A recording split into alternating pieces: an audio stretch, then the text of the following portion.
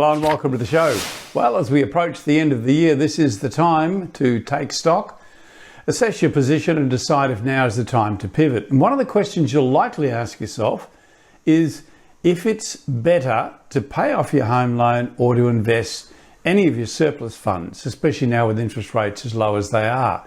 That's one of the questions. And in the second part of the show today, Bushy will look at the other question, and that's to do with property management. Hey, if this is your first time with us, welcome. You're going to find us on all podcast players and through the Southern Cross Oz Stereo Network. If you like the show, make sure you hit the subscribe button. Help us to continue to bring you the best guests every week. A reminder too to join the conversation anytime at on Facebook at the Property Hub Collective. We're going to be back in just a moment as Bushy kicks off this week's show. Property deductions can save you thousands of dollars each year. To make sure you maximise deductions, you need to work with the most experienced quantity surveyor in the country. BMT Tax Depreciation is the leading specialist in the industry. They've completed over 700,000 tax deduction schedules for residential investment and commercial properties Australia-wide. BMT guarantee to find double your fee in the first full financial year deductions. Call BMT on 1300 728 726 today for an obligation-free quote. Realty Talk and your host, Bushy Martin. Welcome. Now, with interest rates at historic lows, I'm often asked the question, is it better to pay off my home loan or to invest? So in this week's Bushbite, we're going to dig into this and answer this for you. Now, from a purely mathematical perspective, if the interest rate on an investment after tax is higher than your home loan interest rate, then you're better off investing. And with current home loan rates at between 2 to 3%, compared to 6 to 8% returns on shares and property, you're 3 to 6% per year better off by investing. Now, this is significant, as I'm about to show you. And remember that leaving your hard-earned money in a savings account, you're actually losing money and going backwards when inflation's taken into account. So let's have a quick look at an example. Let's say that you've got a surplus of about $500 a month to play with. And we'll assume that you've got a home loan balance of about $500,000 or $500,000 and a 30-year loan term. Now, paying that extra $500 a month off the home loan will knock about 8 years off the term and save you approximately $95,000 in loan interest. Now, that sounds pretty good. But if you compare that with the investment option of putting that same $500 a month into an investment that's earning around 8% per year, over that same 30 years, you'll have gained a nest egg of about $800,000 before tax. So we're comparing $95,000 in saved interest versus $800,000 in your nest egg. Now, I don't know about you, but that's an absolute no-brainer. But here's the real kicker. If you invest in a cleverly structured investment property, the tax savings and the rent can actually help you pay off your home loan years earlier and save you tens of thousands of dollars in interest, as well as growing your nest egg. Now, that's the best of both worlds. Now, if you're still not sure, at the very minimum, make sure you look at refinancing your home loan to put up to $400 to $1,200 a month back into your pocket, and then you can decide what to do with it. So to find out how this might work for you and to look at your specific situation, make sure you reach out to a savvy mortgage broker and or an accountant to see what's best for you, your particular situation, and your sleep at night factor. That's more food for thought. This is Bushy Martin from Know How Property Finance. Stay tuned for more. Successful property investment is a game of finance. Do you have the right team and the right game plan? Realty Talk is brought to you by Know How Property.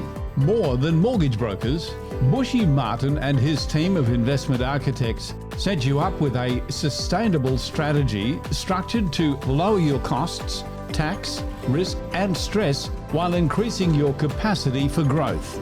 Know How has helped over 1,900 homeowners and investors secure more than $800 million in property wealth. So get set to live more, work less, and live your legacy. Want to know how to invest in your freedom? Visit knowhowproperty.com.au. This is Realty Talk, powered by realty.com.au. Hi and welcome. What's your take on property management? Over the next few weeks, we're going to explore in detail the challenging world of property management, given its critical importance to your investment success. If you're a current or potential property investor, do you or will you self-manage your property or pay a property manager to do it for you?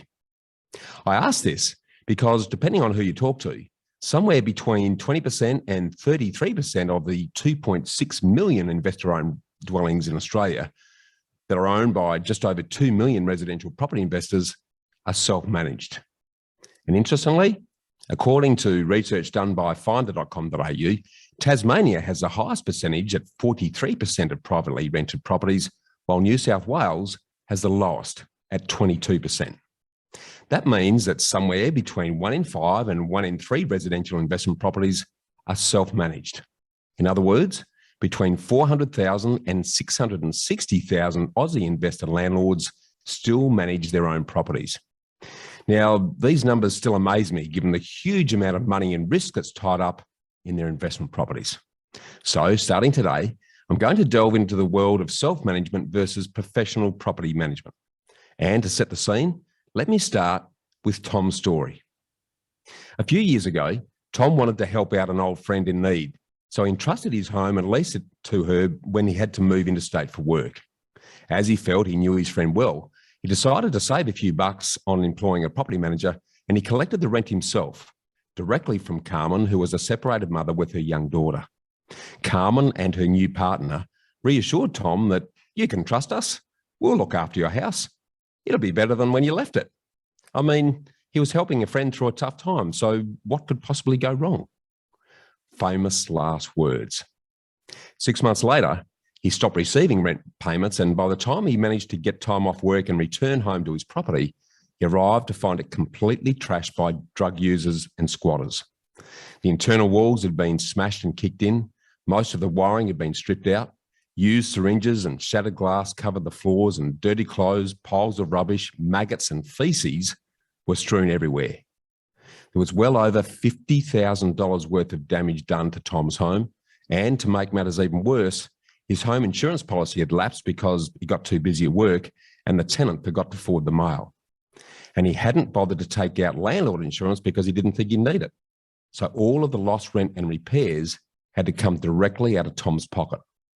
So saving under $40 a week in property management fees ended up costing him over $50,000 that he just didn't have. And for $50,000, he could have engaged a property manager for the next 24 years and still been in front. Tom was penny wise and pound foolish. And unfortunately, this is a common story. Now, let me ask you 3 questions. If you're a long-term property investor who's focused on securing high capital growth properties that are cash flow positive, where will most of the time, energy and cost be spent on holding and maintaining your property? Secondly, if you spend between 3 and 12 months securing your investment property and then rent it out, maintain it and hold it for 15 years plus to enjoy maximum capital growth, what key skill is required for the majority of the time to ensure that you last the distance?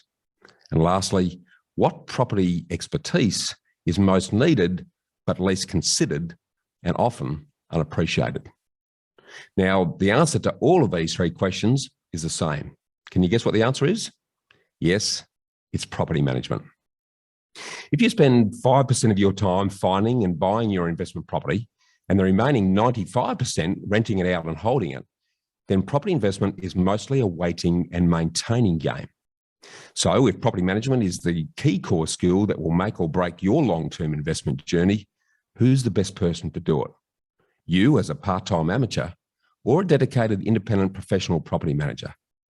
Given the critical importance of this subject to your property investment success, today we'll start delving into the challenging world of all things property management. Because if you're like most investors, once you've bought your investment property, you think the worst of it's over.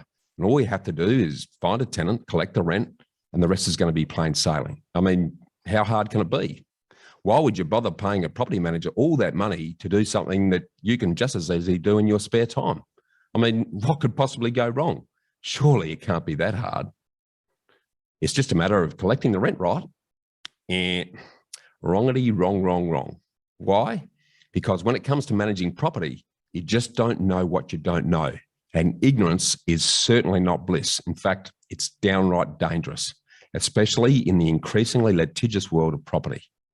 There's a good reason why over half of first-time investors sell their property within the first 5 years. And a lot of this has to do with the ongoing time-consuming and life-sucking headache and hassles of managing the property.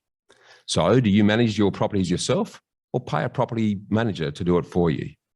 Because with investment property, everything is fine until suddenly it's not. Over the 10 years plus that we owned and ran a dedicated property management business, we saw the dynamics of tenancies change overnight. Like Jekyll and Hyde, great tenants can quickly become problem tenants due to changes in their circumstances like relationship breakdowns or job losses, resulting in non-payment of rent and or damage and degradation to the property. And you, as a landlord, are left holding the can. As I've always said, it's not a matter of if you're going to have problems with your investment properties, it's a matter of when, how big, and how often. And with residential tenancies legislation in each and every state differing, constantly changing, and increasingly stacked in favour of the rights of the tenants, I always wonder if saving a few dollars on a property manager is worth a very considerable financial risk. Let me share another quick example. You've no doubt heard the old expression, they took everything but the kitchen sink. But in this tenant horror story, they even took that as well. A self-managing landlord found tenants privately on Gumtree and then ended up with a big and expensive shock when they suddenly and unexpectedly did a runner. They'd pulled out and taken the entire kitchen, and yes, even the kitchen sink was gone. Now, this may sound extreme, but if you ask any specialised landlord insurer like the team at EBM Rent Cover, you'll hear that theft from investment properties is far more common than you might actually realise. The other concerning and increasing trend is in privately managed properties is the growing incidence of hidden methamphetamine drug labs in properties where tenants manage to bypass professional property managers and they use fake IDs to rent properties direct from unsuspecting private landlords who don't apply the same screening scrutiny. Not only does this incur massive cleanup costs, but it also means a significant loss of rental income for extensive periods of time while the police matter is sorted out over months through the courts. In addition, the landlords and any future tenants may also face potential health risks from lingering chemical residue. So when you buy an investment property, you don't want to have a similar current affair or 7:30 report TV moment. So let me ask you again, should you self-manage your property or get a good experienced property manager to do it for you? I think you can guess what my answer is, but let's dig into it a bit more. Let's start by understanding what's really involved in managing an investment property. A lot of first-time investors think it's just about finding a tenant, collecting the rent, and doing the occasional bit of maintenance. Well, good luck with that. Let me enlighten you on the scope of just some of the tasks involved in managing your property effectively. Firstly, you need to start by doing a full photographic survey and complete inspection and condition report on the property to document and confirm its current condition and repair any items that aren't up to scratch prior to a tenant moving in. Next, you need to advertise your property in order to attract a tenant. This involves arranging professional marketing photos and writing a good description that will attract the highest number of quality tenants. And don't make the mistake of taking dodgy photos with your iPhone, as they just won't cut the mustard when you're competing with other rental adverts. Then you need to list the property online on multiple sites. And again, don't make the mistake of just listing it on Gumtree or similar Facebook pages, because this is where tenants who've got bad rental records and who've been blacklisted by professional property managers tend to prey on the unsuspecting. Next comes conducting open homes for tenant walkthroughs. You also need to determine a competitive weekly rent amount. Then comes the arduous task of tenant screening, along with all of the checks required. And they include identity checks, criminal records, tenancy databases, credit reports, financial and employment checks, delving into their rental history and talking in depth with referees. Then you need to prepare and execute all of the screeds of lease documentation that's required. Then we have conducting entry condition reports and exit condition reports at tenancy changeovers. You also need to lodge and release bonds from the trust account of the state-based residential tenancy authorities. You have to collect the rent every week, fortnight or month, depending on how you've set it up, and you need to provide statements and invoices for rental payments. Then you need to implement and activate a preventative maintenance program to keep the property in good working order and compliant with the ever-changing regulations. You need to field requests from your tenants at all hours of the day and night and quote and book in repairs with reliable trades with professional indemnity insurance as and when required. You need to inspect completed repairs. Then there's fielding tenant concerns and complaints. You need to be able to moderate and mediate issues with the tenants, and depending on the state, 3 to 4 times a year, you need to conduct full routine inspections of the property and provide the advance notices to the tenants within the required and stipulated timeframes. You need to deal with any and all tenancy issues and rent arrears. And then there's following and complying with the ever-changing restrictive legislative requirements. You need to keep appropriate detailed written and photographic records of all communications and associated matters for both insurance or legal disputes. You need to book regular smoke alarm inspections and swimming pool compliance if applicable. Then there's the invoicing of tenants for excess water damage, etc., water usage, etc. There's dealing with body corporates and strata bodies if appropriate. You also need to pay bills for rates, water, insurances, etc. You need to issue appropriate notice for anything associated with the property in accordance with strict legislated procedures and timing. You need to claim bond releases in alignment with these strict policies. And then there's preparing and attending tribunal hearings when tenant disputes arise. You need to follow very strict and detailed procedures when evicting tenants if and when necessary. Then there's finding new tenants when vacancies occur, and the whole circus starts again. And of course, every year, you need to collate and prepare all of your income, expense and depreciation documentation in readiness for accountant and tax return preparation. Now, this is just scratching the surface of what's required to actually manage a rental property. So does this sound like something you want to do or even have time to do on top of all your work and family commitments? So before you decide to crimp a few bucks and give yourself a second job, ask yourself the following questions to determine if self-managing is the right option for you. Firstly, are you in a position to be on call 24/7, day and night? Secondly, are you prepared to evict tenants who seem to have good excuses for non-payment of rent? Can you keep your cool and remain professional with tenants that are being unreasonable? Are you prepared to give up your personal time and weekends when required? And lastly, do you have the time to learn the ins and outs of the ever-changing legislation in your local area and how to manage a rental within the strict confines of the law? Now, this last one is particularly important and will help ensure that you don't get yourself in a difficult and expensive predicament without even realising it. So when you're deciding whether to self-manage or use a property manager, you need to consider a whole range of factors, including the time and effort required to manage your property, the costs, and most importantly, your legal requirements, obligations, and protections. Now, I can't stress this strongly enough.